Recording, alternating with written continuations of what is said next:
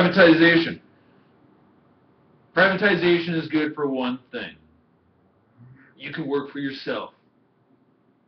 You can create a business and hire other people and make money.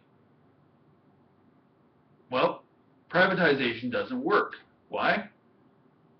The government has to give you a business license. 2, you have to have the money and the funding to start your own business if that's what you want to do.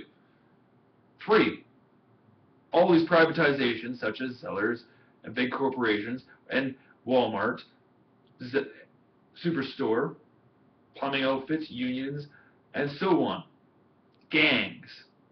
The gang of Walmart, the gang of Superstore, or the family, whatever they want to call it.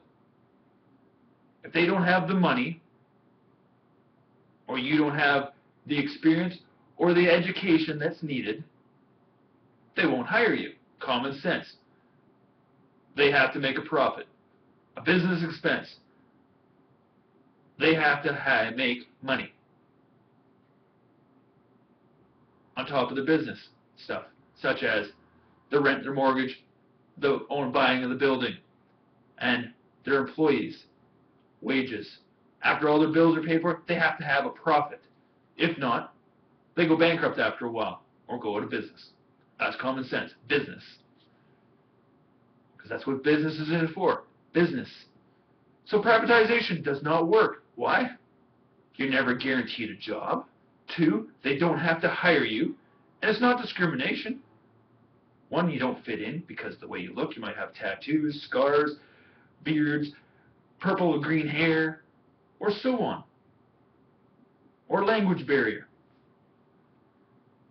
Well, when you can't find a job in society, and you don't have the education to find that job or get into the niche, the only other opportunity is social services or income assistance, which the government is the only net fall to fall back on, which you only have so many weeks on.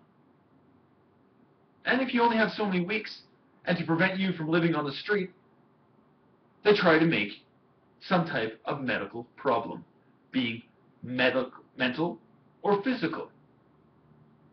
Mental is a lot easier to bluff in most senses. Or you become chemical or alcohol dependent and you can't function in society, in jobs and whatnot. But you can fix that by rehab and whatnot they try to do. Well, you look the long and short of it, you only have so many weeks on assistance. Government's not going to give you a government job because you don't have the education. Then they only hire educated people out of university usually.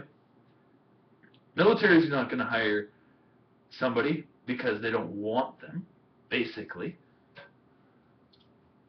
And the police isn't going to hire you because you don't have the criminal background, such as criminology and all that kind of stuff, or criminal psychology, forensics, or some specialized technique that they might mean.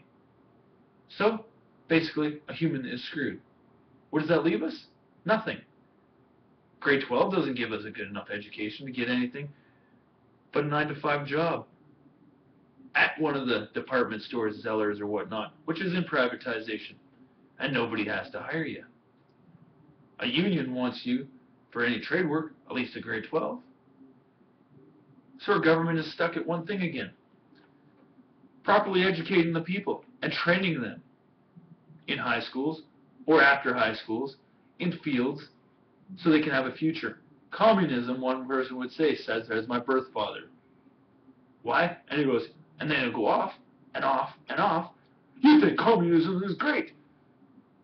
Well, at least everybody works in that field, but not necessarily at what they want. We always have to take orders from somebody higher than us at a business. That's common sense. No difference to be in the military and the chain of command.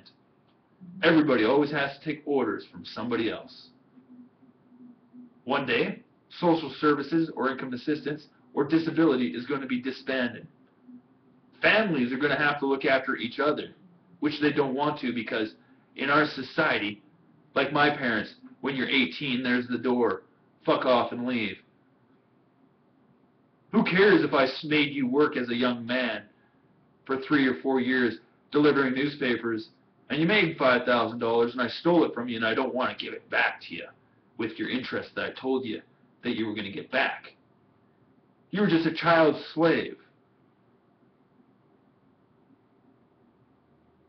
You see what works and what doesn't? Well, the laws sure don't protect people in this country. They hinder us more in a sense because they never listen. It's like God. You pray to God, and God never listens and nothing good ever happens because He doesn't exist. That's why in medieval days, if you didn't pay your tithings to the church and go to church, they burnt your fields or your house or famine hit you because they controlled it. It was a cult that made sure they got their taxes for the king who was the God in the kingdom that you lived in. And each kingdom or king was the God for their territories. And then they had the head god who looked after those gods because they were just demigods, because they were only mayors of cities looking after a territory, which they call basic nobility usually, some type of bloodline. And you're not nobility unless you're bloodline to the actual ruler, such as the Queen of England,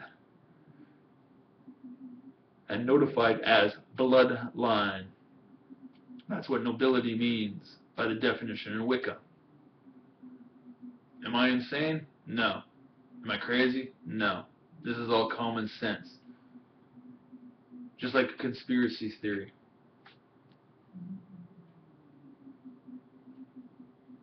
We're just slaves still, just making money for somebody else, living in houses that we may or may not try to be buying,